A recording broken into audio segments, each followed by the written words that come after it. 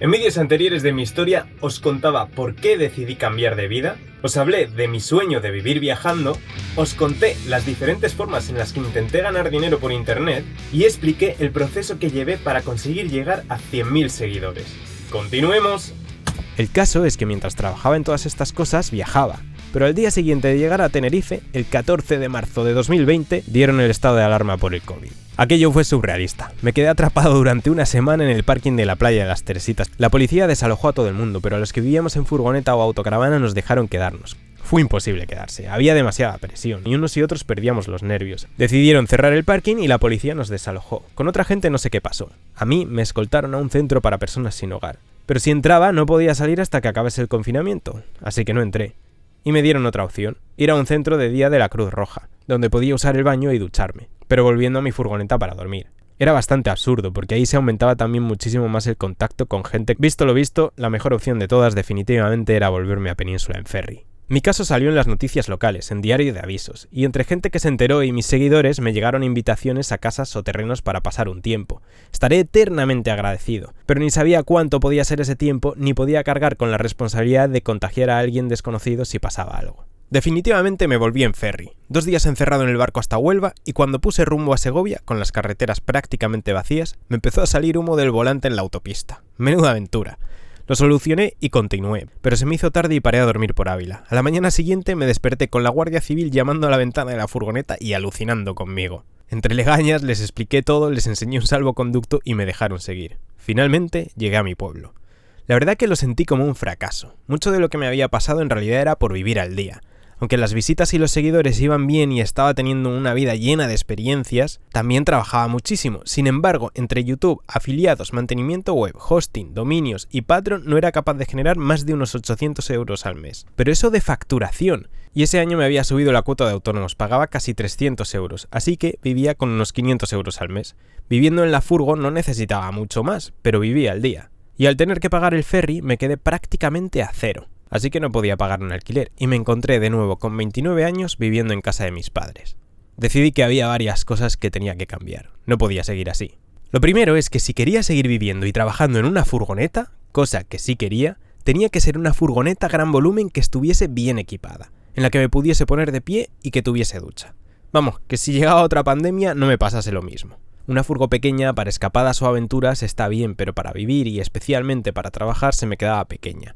Y entre unas cosas y otras ya había pasado casi 9 meses en ella. Lo segundo que tenía que cambiar es que necesitaba aumentar mis ingresos o tener un colchón para imprevistos. No podía seguir viviendo al límite. Con esos dos pensamientos en la cabeza y una situación mundial que no nos permitía viajar, me pareció el momento perfecto para hacer algo que en realidad llevaba años pensando, pero que aún no me había atrevido porque consideraba que mi comunidad no era lo suficientemente grande. Rifar mi furgoneta camper. Vender papeletas a mis seguidores, hacer un sorteo y seleccionar un ganador. Me encantaba la idea porque las furgonetas camper empezaban a estar súper caras. Mucha gente no podía acceder a una de ellas, pero iba a dar la oportunidad a alguien de llevarse una por unos 5 o 10 euros. Y a la vez yo podría ganar más dinero que vendiéndola de normal. Si todo salía bien, claro, porque en realidad había muchísimo riesgo de perderlo todo. Suena fácil, pero no era algo tan sencillo de hacer. De hecho, ni sabía cómo hacerlo. Y estuve varios meses trabajando en silencio durante el COVID.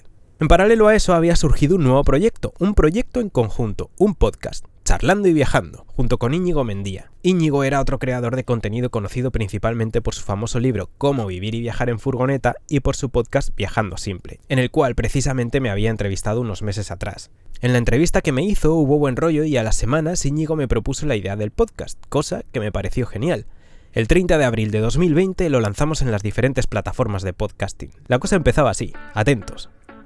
Bienvenidos, bienvenidas al nuevo podcast Charlando y Viajando, un proyecto conjunto de Íñigo Mendía y Gonzaventuras. Un podcast en el que hablamos sobre viajar.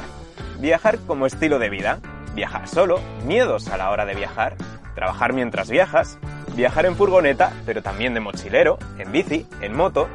Es irónico, lo llamamos Charlando y Viajando y justo en ese momento todo el mundo había dejado de viajar, tanto Íñigo como yo. Pero en realidad nos vino genial porque en la pandemia la gente consumía mucho este tipo de contenido. Unos meses después también probé a vender camisetas bajo demanda. Esto es que tú no tienes las camisetas, sino que cuando alguien compra una, la empresa encargada de la logística la imprime y la manda. Vendí alguna, pero fue un fracaso más, hay que promocionarlo, si no das mucho la chapa con ello no sirve de nada. Y durante ese primer año de COVID fui trabajando en todo esto, fui trabajando en el mantenimiento web y el servidor, fui trabajando en Gonzaventuras, donde terminé de publicar los vídeos del viaje en moto por la península, los vídeos del Danubio en bicicleta que aún estaban pendientes y los de Canarias en furgoneta. Y fui trabajando en la rifa, que finalmente anuncié en YouTube el 27 de diciembre de 2020.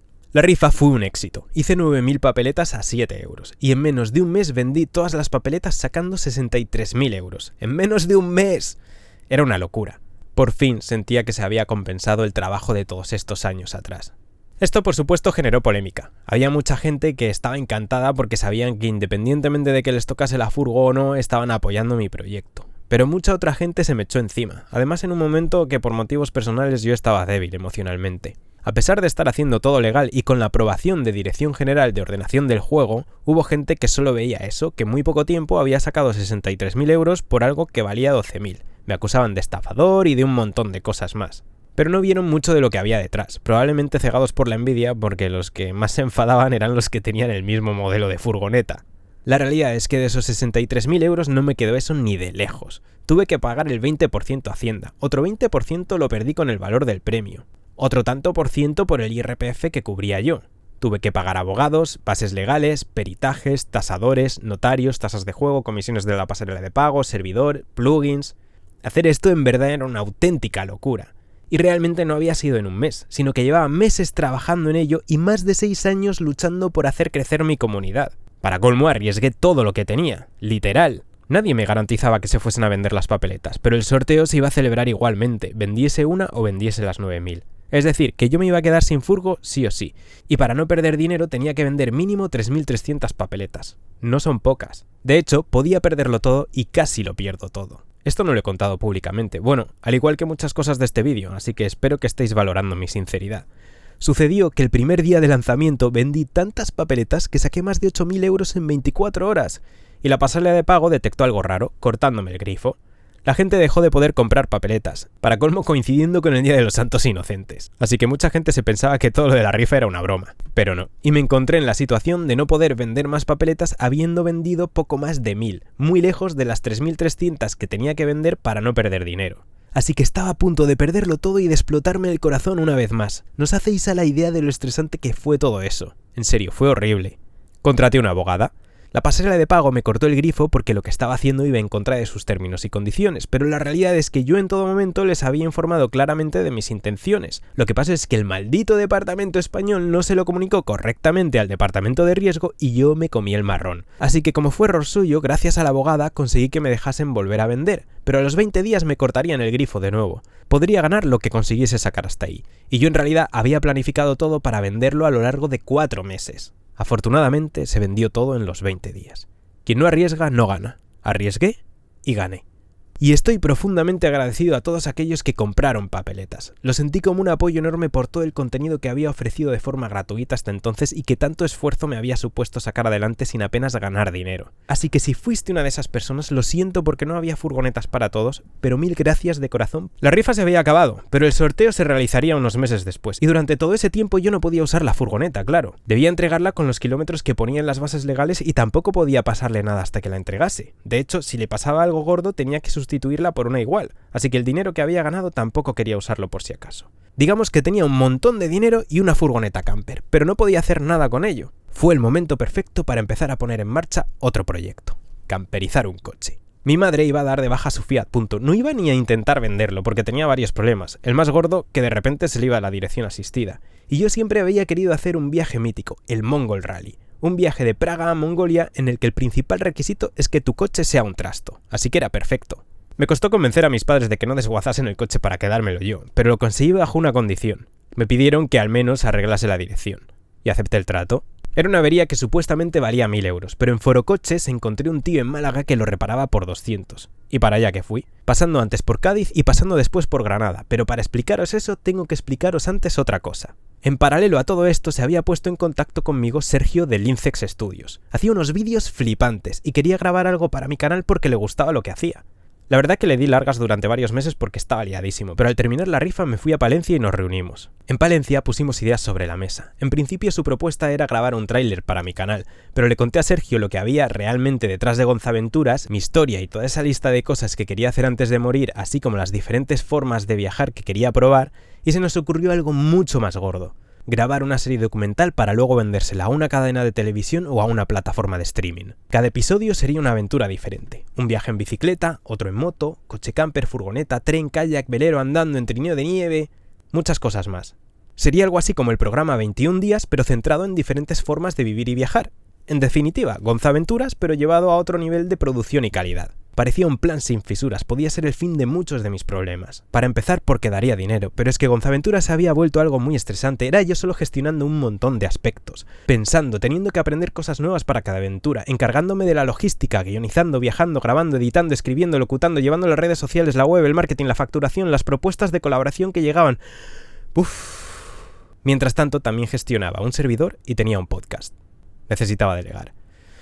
Lo sigo necesitando.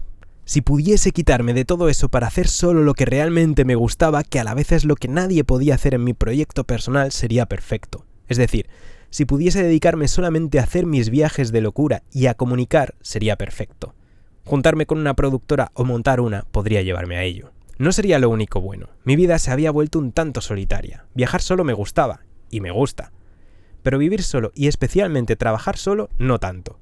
Trabajar en equipo es algo que me gusta, remar todos en una misma dirección. Y tener compañeros de trabajo es una de las cosas que más echo de menos. Esa cervecita que te tomas después de currar, esos minutos de descanso en los que charlas un rato, esa persona con la que te llevas mejor y quedas para hacer planes. Yo no tenía nada de eso, ni lo tengo a día de hoy. Entonces me gustaba la idea de juntarme con Sergio para sacar el proyecto adelante. Podía ser algo grande. La realidad es que todo empezó a ser más estresante y tuve que empezar a pensar en muchas más cosas en vez de en menos. Pero de todo eso me iría dando cuenta con el paso del tiempo. De momento, seguíamos adelante. Teníamos que empezar grabando el episodio piloto. Con eso habría algo que presentar a la hora de buscar financiación para producir el resto de la serie. Y de todas las formas de viajar que habíamos anotado, decidimos documentar algo que me estaba empezando a picar los últimos meses. Hacer un viaje en kayak por río. Ahora teníamos que ver cómo producirlo, y junto con Arturo, compañero de Sergio, nos reunimos durante una semana en una casa en Sanlúcar de Barrameda, Cádiz, donde fui con el Fiat Punto. Era marzo de 2021 y por aquel entonces aún había restricciones de movilidad, pero al fin y al cabo era trabajo. Reunidos durante esa semana vimos que la producción era muy complicada. Además de mi kayak necesitábamos un segundo kayak doble para que me siguiesen, uno remando y otro grabando. Por supuesto no me iban a seguir en kayak por todo el río, así que también necesitábamos un vehículo y un conductor que les dejase y recogiese en diferentes puntos. Y tendría que ser un vehículo vivienda con al menos 3 camas, una para Sergio, otra para Arturo y otra para el conductor. Debería tener vaca para llevar el segundo kayak y buen espacio de almacenaje para todo el equipo cinematográfico. ¿Vais atando hilos? Hasta entonces mi idea era hacerme con una furgo gran volumen, pero a raíz de eso empecé a plantearme la opción de la autocaravana. De hecho fui con Sergio a ver un par de ellas. Volviendo a la realización del episodio, también necesitábamos comida para 3 personas durante un mes o 2, permisos y seguros de navegación. Nos venía bien comunicación satelital, cámaras acuáticas, seguro para el equipamiento cinematográfico y muchas cosas más. Era una auténtica locura, los costes de producción se disparaban muchísimo y cuando digo muchísimo me refiero a muchísimo. No tenía nada que ver con grabarse para YouTube. Pero no nos rendimos, necesitábamos patrocinadores y para eso necesitábamos grabar un tráiler del episodio piloto. Iríamos trabajando en ello.